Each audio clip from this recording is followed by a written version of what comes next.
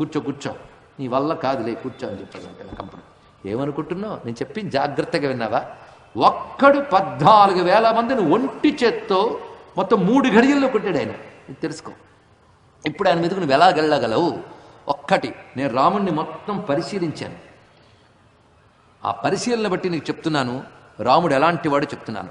అసాధ్య కుపితో రామో విక్రమేణ మహాయశాః ఆపగాయా సుపూర్ణాయా వేగం పరిహరిచ్చరై.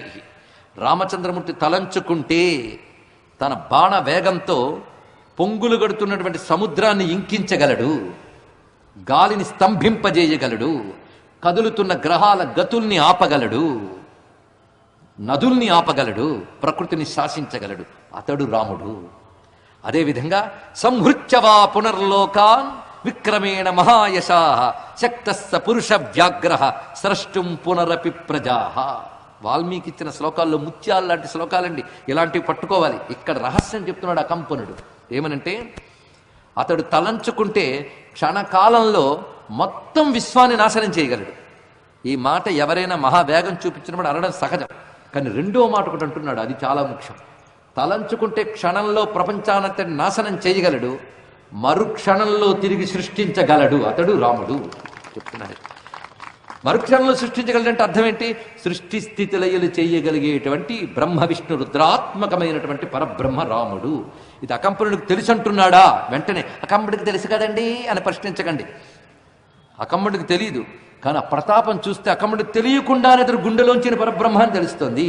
అక్కడ కనబడ్డవాడు పరబ్రహ్మ అయినప్పుడు చూసేవాడు ఎలాంటి వాడైనా వాడికి తెలియకుండా మాట వస్తుంది. పరబ్రహ్మ అనే మాట రాకపోవచ్చు, కానీ రాముడి లక్షణం చూస్తే మాత్రం సృష్టి స్థితి లయలు 3 చేయగలడు. ఎందుకంటే ఈయన హింసాపరాయణుడు కాడు, నాశనకర్త కాడు. రక్షణ కోసమే హింస చూపిస్తున్నాడు, అహింస కోసం హింస చూపిస్తున్నాడు, కానీ హింస ఇందులో లేదు. అందుకే అహింస కోసం చూపించే హింస కూడా అహింసయే. ఇది గుర్తుపెట్టుకోండి. ఇక్కడ ఈ విషయం మనకు అర్థం కావాలి. ఇక్కడ అలాంటి అహింస రాముని దగ్గర ఉంది. ఆ ప్రతాపం అలాంటిది. అందుకే ఎవడయ్యా సృష్టిని లయింపజేయగలడు అంటే తిరిగి సృష్టించగలిగేవాడే లయింపజేయాలి. అందుకే ఒకటి నాశనం చేశారంటే తిరిగి మళ్ళీ సృష్టించగలడా తెలుసుకోవాలి. ఇక్కడ రామచంద్రమూర్తి ఒకటి డిస్ట్రక్ట్ చేశారంటే మళ్ళీ కన్స్ట్రక్ట్ చేయగలడు, అది తెలుసుకోండి. ఇక్కడ అది రాముడు.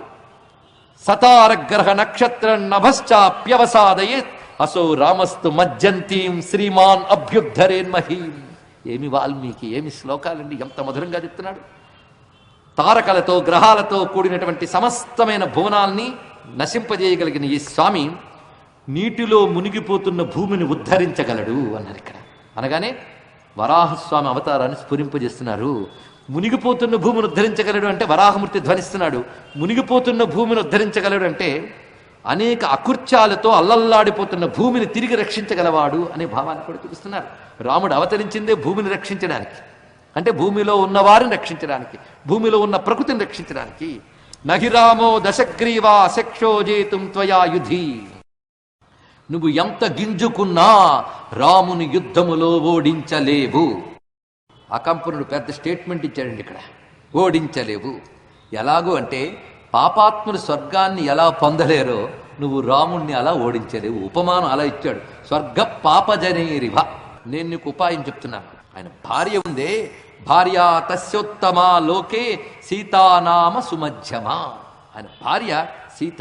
నేను ఆవిడ్ని చూశాను. ఆవిడ నిజానికి దేవకాంత, గంధర్వకాంత, అప్సరకాంత, దానవకాంత ఎవరు సరిపోరు ఆమెకి. అయినప్పటికీ మనుష్య కాంతలా కనబడుతోంది, కానీ దేవదానవుల్లో కూడా అలాంటి కాంతి స్వరూపుని ఎక్కడా చూడలేదు సుమా.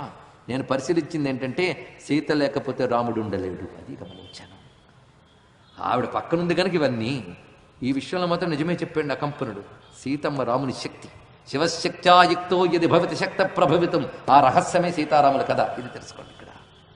అందుకే శివశక్తి ఉపాసకులైన శ్రీవిద్యోపాసకులకి రామాయణం అంతా శ్రీవిద్యగా కనబడింది. అది సత్యమే, సందేహమే లేదు. పరమేశ్వరుడు ఆయన శక్తి.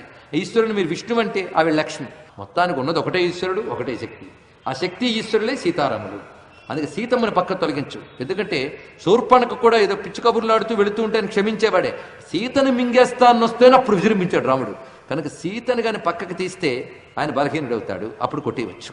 ఇది వాడు బుద్ధికి తోచిన ఊహ. ఆ ఊహ ఎప్పుడు తోచిందో ఈ ఉపాయం బట్టి నేను ఆలోచిస్తానని రావణాసురుడు బయలుదేరి మారీచుడు అనబడే ఆయన ఆశ్రమానికి వెళ్ళాడు. మారీచాశ్రమానికి చేరుకున్నాడు.